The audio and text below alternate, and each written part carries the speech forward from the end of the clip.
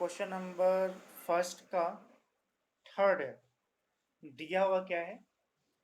cos 45 degree divided by sec 30 degree plus cos 30 degree. तो इसमें जो भी एंगल हैं, कौन कौन से एंगल है? 45 है और 30 है, सारे स्टैंडर्ड एंगल है। स्टैंडर्ड एंगल का मतलब होता है कि जिसकी वैल्यू हम याद कर चुके हैं, या जिसकी वैल्यू हमें पता है, कह सकते हैं। तो सभी का वैल्यू हमें पता है। उस वैल्यू को हम यहाँ डायरेक्टली पुट करते हैं, सॉल्व करते हैं। तो cos 45 डिग्री की वैल्यू है, हाँ, cos 45 डिग्री की जो वैल्यू होता है वो होता है 1 डिवाइड बाई रूट।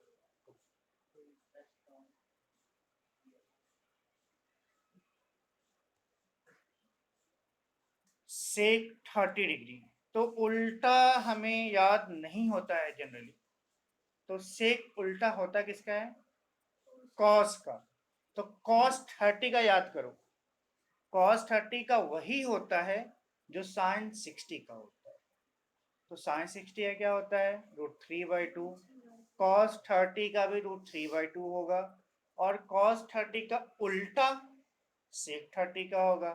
तो sec 30 का हो जाएगा 2 डिवाइडेड बाई √3, यानी जो sec 30 की वैल्यू है वो हो जाएगा 2 डिवाइडेड बाई √3।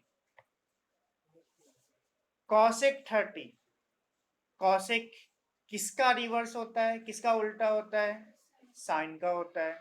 साइन 30 का याद करो, होता है 1/2, उसका उल्टा करेंगे तो 2, यानी cosec 30 की वैल्यू हो जाएगा 2। तो ऐसे हम वैल्यू मेमोराइज या याद कर सकते हैं। तुम्हें बस याद किसका रखना है? साइन के सारे एंगल का। बाकी सारे एंगल का ट्रिगोनोमेट्रिक रेशियो साइन का अगर तुम्हें याद है तो आराम से निकाल सकते। ठीक है, अब इसी को हमें सिंप्लीफाई कर देना है। सिंप्लीफाई करने का स्कोप बच रहा है अभी, क्योंकि ऊपर में तो √2 ठीक है, 1, और यहाँ पे हम एलसीएम ले सकते हैं। 2 के नीचे कुछ नहीं तो 1 है, तो हम √3 और 1 का जब एलसीएम लेंगे तो √3 हो जाएगा, और √3 से √3 को डिवाइड करेंगे 1 आएगा, 2 इंटू 1 2 हो जाएगा। 1 से √3 को डिवाइड करेंगे √3 आएगा, √3 से न्यूमरेटर 2 में मल्टीप्लाई करेंगे तो हमारे पास 2√3 आ जाएगा। तो और इसको हम सिंप्लीफाई अभी भी कर सकते हैं, सामने करते हैं। 1/√2।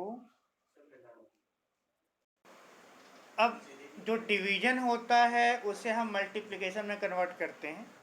तो ये वाला डिवीजन है, ये इसको जब मल्टीप्लिकेशन में कन्वर्ट करेंगे तो रिवर्स हो जाता है। जो डिनोमिनेटर में होता है वो उल्टा हो जाता है, यानी √3 ऊपर चला जाएगा और 2 + 2√3 नीचे आ जाएगा। अब ये फाइनली हमारे पास जो आंसर हम लिख सकते हैं, न्यूमरेटर मल्टीप्लाई हो जाएगा, 1 और √3 मल्टीप्लाई होगा, √3 हो जाएगा, और नीचे में आ जाएगा √2 इंटू 2 + 2√3। अब हम यहाँ भी छोड़ सकते हैं, नहीं तो जो आंसर दिया है, आंसर हम पीछे अगर मैच करवाना है तो हम पीछे का आंसर देखकर फिर हम इसको मैच भी करवा सकते हैं कुछ और सिंप्लीफिकेशन करके। हाँ, तो यहाँ पे आंसर मैच करवाने के लिए हमें रेशनलाइज करना पड़ेगा। रेशनलाइज का मतलब ये होता है ना, रेशनलाइज करने का कॉन्सेप्ट ये होता है कि डिनोमिनेटर में कभी भी हम रूट में नहीं छोड़ते हैं। तो अभी जो आंसर आ रहा है उसमें डिनोमिनेटर में √2 भी है और 2 + 2√3 भी है, मीन्स रूट दो जगह लगा हुआ है, तो इन दोनों को हमें हटाना होगा। तो ऐसा करते हैं, पहले हम √2 को हटा लेते हैं। तो हटाने का तरीका ये होगा कि ऐसा करते हैं कि हटाने का तरीका हमारे पास ये होगा, पहले तो जो दिया हुआ है वो लिख ही देते हैं, 2 + 2√3। तो √2 को हमें हटाना है, तो √2 से ऊपर नीचे हम मल्टीप्लाई और डिवाइड कर देंगे। इससे बेनिफिट ये होगा कि ये जो √3 और √2 दोनों मल्टीप्लाई होकर √6 हो जाएगा, और ये जो √2, ये वाला √2 और ये वाला √2, तो √2 इंटू √2, 2 बार √2 इस मल्टीप्लिकेशन में है, इसको हम √2 का स्क्वायर लिख सकते हैं। तो जब स्क्वायर रूट का जब स्क्वायर होता है तो रूट और स्क्वायर रूट कैंसिल आउट हो जाता है, तो हमारे पास सिर्फ 2 बचता है। तो हमारे पास यहाँ जो बच जाएगा √2 मिलकर 2 हो जाएगा ये, और ये हो गया 2 प्लस 2√3। ठीक है, अभी भी रूट है तो एक बार और रेशनलाइज करना पड़ेगा हमें। इस बार रेशनलाइज करने के लिए हम क्या करेंगे कि नीचे में 2 प्लस 2√3 है, तो हम ये जब ऐसा होता है तो हम नीचे जो डिनोमिनेटर में होता है उसका बीच में रिवर्स साइन लेकर ऊपर नीचे मल्टीप्लाई कर देते हैं। तो इससे बेनिफिट ये होता है, बेनिफिट क्या होता है ये हम देख लेते हैं। 2 और ये 2 प्लस 2√3, तो इसको हम ऐसे भी लिख सकते हैं। 2 प्लस 2√3 है, तो हम 2 माइनस 2√3 से ऊपर नीचे, ऊपर में मल्टीप्लाई और नीचे मल्टीप्लाई, नीचे मल्टीप्लाई, नीचे मीन्स न्यूमरेटर में मल्टीप्लाई कर देते हैं और डिनोमिनेटर में मल्टीप्लाई कर देते हैं। तो न्यूमरेटर में हमारे पास बचेगा क्या? न्यूमरेटर में हमारे पास आ जाएगा √6 इंटू 2 माइनस 2√3, और डिनोमिनेटर में आ जाएगा 2 तो है ही, ये हो जाएगा, ये a plus b into a minus b वाले फॉर्मेट में, तो ये हो जाएगा a square minus b square. A square means 2 का स्क्वायर और माइनस बी, बी यहाँ पे 2√3 है, 2√3 का स्क्वायर हो जाएगा। तो रॉस, हाँ हाँ हाँ, अभी वही कर रहे हैं। √6 और ये हो गया 2 माइनस 2√3, और ये तो 2 है ही, अब ये 2 का स्क्वायर 4 हो गया, और 2 यहाँ 2√3 का स्क्वायर है, तो 2 का स्क्वायर 4, और 4√3 इंटू 3 3 हो जाएगा, 4 इंटू 3 12 हो जाएगा।